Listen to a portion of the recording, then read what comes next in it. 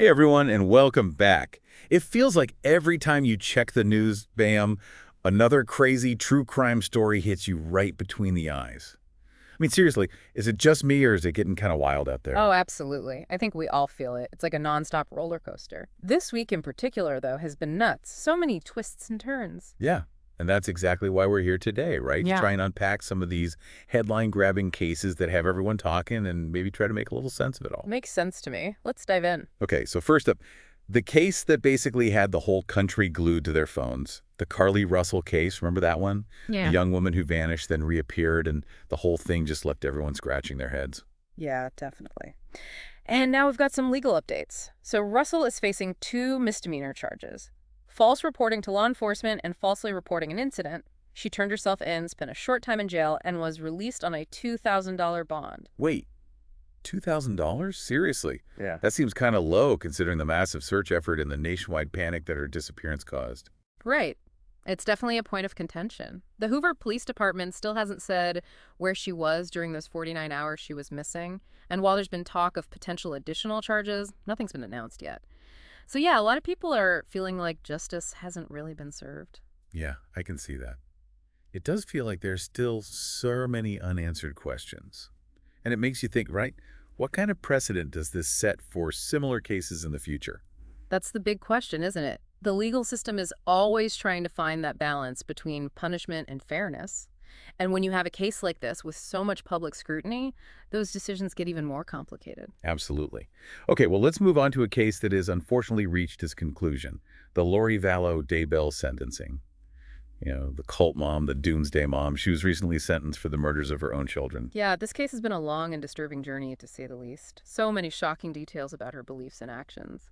And the sentencing hearing itself was full of dramatic moments. Oh, yeah, totally. Like her courtroom statement, where she actually said that no murders took place and continued to insist on those delusional beliefs. It's really hard to wrap your head around it. You know, it's fascinating from a psychological standpoint. Her refusal to accept responsibility and her unwavering devotion to her husband, Chad Daybell, even when faced with mountains of evidence, it's disturbing. We actually have a clip from the Surlessly podcast where the children's grandparents, Larry and Kay Woodcock, react to Vallow Daybell's statement. Their words, I think, really capture the raw emotion of this whole case. Let's hear it. Okay, wow. It's heartbreaking, right? You can just hear the pain and the frustration in their voices. Yeah, it's a stark reminder of the ripple effect of these crimes. The victims' families are left trying to pick up the pieces while the perpetrator continues to live in this world seemingly detached from reality. And to make things even more complicated, this case isn't over yet. Chad Daybell, Lori's husband, is still awaiting trial. He's claiming he was framed, so it'd be interesting to see how his case plays out and if any new information comes to light. It wouldn't be surprising if he tried to shift the blame onto Lori to try and save himself. It's a pretty common strategy in cases where there's shared responsibility for the crimes. And then there's that image of Lori after her sentencing, that smirking mugshot, and the fact that she was still wearing her wedding band. It's like a complete lack of remorse. Chilling, right? Yeah. The Sir Leslie podcast also had some details about the conditions she'll be facing in prison. The warden seems to have this hopeful view of rehabilitation, but let's be real. The public sees her as a child killer, and that perception isn't likely to change. It's a dark cloud that will probably follow her forever. Yeah, it's a case that really gets you thinking about just how complex people can be. Hmm. And, speaking of cases that raise questions about human nature, let's switch gears over to Rex Hoyerman, the accused Long Island serial killer. He was just in court recently. And there were some pretty interesting developments. Ugh. This case has been a puzzle for years, a real mystery haunting Long Island. The brutality of the crimes, the long search for the killer's identity. It's captivated true crime fans for so long. And now with Hoyerman's arrest, we might finally get some answers. We might. But, New York courts are known for keeping things pretty close to the vest, especially while a case is still going on. They want to make sure everything's done by the book, protect the defendant's right to a fair trial. Exactly. But we do know the prosecution has already handed over a ton of evidence to the defense. Like 2,500 pages of discovery. That's a lot to go through. Plus, investigators are still meticulously going through everything they took from Hoyerman's home. It could take weeks, even months. And Hoyerman's wife has actually spoken out. She's pretty upset about the state of their home after the investigation. Understandably, she's complaining about the damage, and honestly, who can blame her? It's got to be surreal, having your home turned upside down like that, knowing it's all part of a murder investigation. It's definitely another layer of complexity to this whole thing. You have these horrific crimes, and then the impact on the suspect's family, the people closest to him, they're caught in the crossfire too. It raises a lot of questions about how families deal with these accusations, how they navigate the legal process while also trying to process their own emotions. Yeah, it reminds us that these cases aren't just about the victims and the accused. Yeah. There's a whole circle of people who are affected by these crimes. And it's crucial to remember that the investigation needs to be thorough. It's a delicate balance, respecting individual rights and ensuring that justice is served. Well, speaking of evidence, the DNA evidence in the Hoyerman case has been deemed admissible in court, which could be a big win for the prosecution. For sure, admissible evidence means it can be presented to the jury at trial. And in cases like this where you have DNA evidence, it can be a game changer. It often played a crucial role in linking the suspect to the crimes. And the sheer volume of evidence in this case is insane. Remember the Brian Koberger case? The defense team got a massive 51 terabytes of data. Hoyerman's defense team got 8 terabytes. 8 terabytes is still an incredible amount of data. Mm-hmm. It really makes you realize the scale of these investigations and the challenge of processing all that information. Yeah. It's not just about finding the evidence.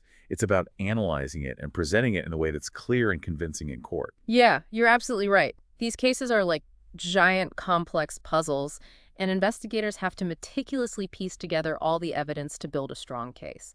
They have to consider every angle, every detail, and make sure they're following the letter of the law every step of the way. Now let's move on to a case that honestly feels like something out of a Hollywood movie. This one involves Lindsay Shiver, a former Georgia beauty queen, who was arrested in the Bahamas for allegedly plotting to kill her husband. Oh yeah, this one has all the makings of a thriller. Beautiful woman, seemingly perfect life, shocking betrayal. And what makes it even more intriguing is how it all came to light. It started with a totally unrelated crime. A break-in at a local restaurant in Great Guana City police were investigating that when they stumbled upon something completely unexpected. Wait, so they found evidence of this alleged murder plot while they were investigating a restaurant break-in. That's crazy. Talk about a twist of fate. I know, right? It turns out that while they were examining the phone of the break-in suspect, they found messages that pointed to a murder-for-hire scheme involving Lindsay Shiver, her alleged lover, and a suspected hitman. Wow. It's wild because from the outside, Shiver's life looked absolutely perfect. Yes. Former beauty queen, her husband had ties to the Atlanta Falcons, they lived this lavish life in the Bahamas. What could possibly lead to such a drastic turn of events? It seems like at the core of it all is a nasty divorce battle. The details are still coming out, but there are allegations of infidelity on both sides, Yeah. a heated custody dispute over their 3 children, and a multi-million-dollar home is up for grabs. It's like a textbook case of conflict. And in this instance, it seems to have escalated to a really dangerous level. It's a situation where it's tough to say who's the victim and who's the perpetrator. Both Shiver and her husband have accused each other of some pretty terrible things, creating this whole web of claims and counterclaims. Makes you wonder what was really going on behind the scenes, what pushed things to this breaking point. Yeah, it reminds us that even in paradise, even in the most seemingly idyllic places, darkness can be lurking beneath the surface. And often the truth is way more complicated than it seems on the surface. Absolutely. Well, Shiver was recently granted a $100,000 cash bond, but she has to stay in the Bahamas until her court date in October. So we'll definitely be keeping an eye on this one to see what happens. Definitely. It'll be interesting to see how the legal system handles this complex case and whether they can actually figure out the truth among all these conflicting stories. Yeah, it Yeah. really does. And, it's cases like this that remind us that things aren't always what they seem. But let's shift gears to a case that I have to say really got to me. This one involves Diana Guadalupe Zavala Lopez. She was arrested in Houston after allegedly giving birth in a gas station bathroom and then abandoning the infant. This is a tough one. It really is. Surveillance footage shows Lopez going into the bathroom and then leaving a short time later. And hours later, another customer made the tragic discovery. It's just heartbreaking to think about the desperation that might lead someone to do something like that. It is. And, it's similar to other cases we've seen, like Alexi Treviso and Alexis Sevilla, who are also charged with abandoning their newborns. It's a pattern that makes you wonder what's going on. What are the root causes here? I think that's the big question, isn't it? It raises questions about societal pressures, lack of support systems, and the fear that some women might face when it comes to unplanned pregnancies. It's a complex issue, and we need to consider all the factors that might lead to such a tragic outcome. Yeah, for sure. And it's worth noting that it actually took months for authorities to identify and arrest Lopez. She was caught trying to flee to Mexico, which, makes you think, Were there any missed opportunities to intervene and maybe provide some support? Yeah, that's a good question, and one that investigators will likely be looking into. It also brings up a larger conversation about access to resources and support for women who are facing difficult pregnancies. Mhm. Are we doing enough as a society to ensure they have the help they need? I think that's a question we all need to be asking. Yeah. Okay, so brace yourselves because our final case for today is a chilling one. This one involves Nagassi Zuberi, who's accused of kidnapping a woman and holding her captive in a makeshift dungeon in his Oregon home. This one is like straight out of a nightmare. Zumeri allegedly pretended to be an undercover police officer. He used a stun gun and restraints to subdue his victim and then drove her over 7 hours to his house, where he imprisoned her in a cinder block cell that he had built. A cinder block cell in his house. It's terrifying to think about something like that happening right under everyone's noses. What else did investigators find at the scene? They found the victim's purse and also some really disturbing handwritten notes that suggest a level of premeditation. It's really chilling. It's clear that this wasn't just a spur-of-the-moment thing. It's horrifying. Thank goodness the victim was able to escape. She showed incredible bravery and resourcefulness. Absolutely. She managed to break free from the cell. She found Zuberi's gun and flagged down a passing driver. Her quick thinking and courage probably saved her life. It's a stark reminder that these things can happen anywhere, even in seemingly normal neighborhoods. And it makes you think, how many other victims might be out there? That's what investigators are trying to figure out right now. They're working to determine if there are any other potential victims who may have encountered Zuberi. Well, this deep dive has certainly taken us on a roller coaster of emotions. From shock and anger to heartbreak and relief. We've explored a range of cases that really highlight the complexities of human nature and the dark side of the world we live in. It's been a sobering look at true crime. But it's important to remember that these cases, as shocking as they are just a tiny fraction of the crimes that happen every day. And while we tend to focus on the sensational aspects, we can't forget about the human cost, the victims and their families who are left to deal with the aftermath. Couldn't agree more. These cases remind us to be aware, to be vigilant, and to look out for each other.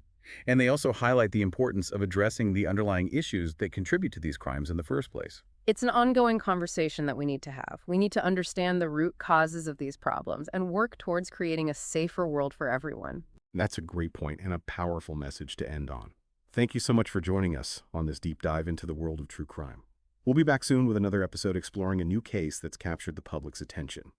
Until then, stay curious, stay informed, and most importantly, stay safe.